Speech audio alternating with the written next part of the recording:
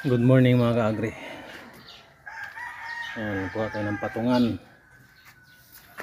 Kasi medyo abot lang natin tong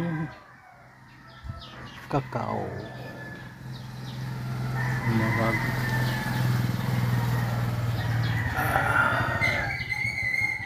Abot lang natin ang kakao. Tingnan natin kung baka hindi na naman magandang klase ito.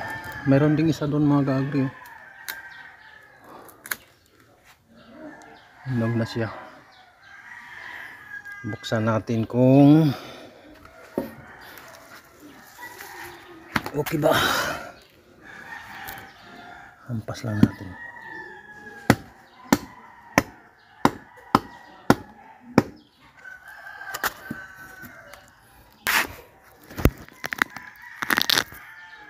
Tingnan mo mga ka-agri. Gandang klase. Gandang klase mga ka-agri. Magandang pagka-kakao.